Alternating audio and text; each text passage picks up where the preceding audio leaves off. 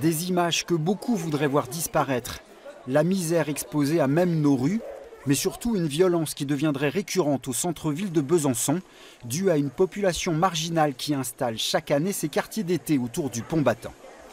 Il y en a qui, quand ça donne pas de pièces, ils insultent derrière. Donc je comprends que l'arrêté existe pour ça, par exemple. Mais pour les personnes qui juste s'assoient par terre, je sais pas, elles s'assoient, elles disent rien, elles attendent, bah là c'est un peu moins compréhensif.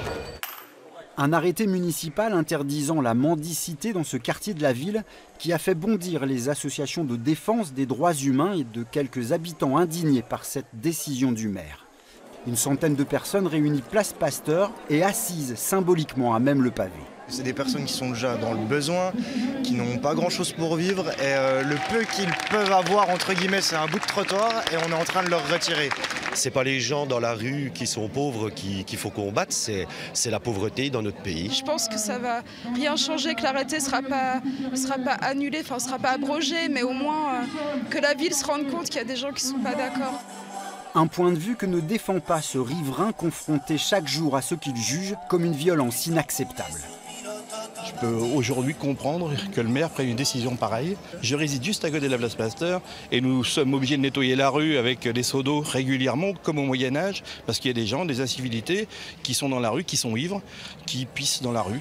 Finalement, beaucoup d'incompréhension qui aurait pu être évitée à en croire cet ancien conseiller municipal, venu lui aussi manifester sa tristesse face à cette décision politique. Je me souviens qu'il y a quelques années, confronté au même type de problème, j'avais accueilli des SDF à l'hôtel de ville. Nous avions discuté, dialogué pour essayer de trouver une solution, parce que je pense qu'il est préférable de discuter, de dialoguer, même si la solution n'est pas au bout, plutôt que de prendre des arrêtés qui ne règlent rien.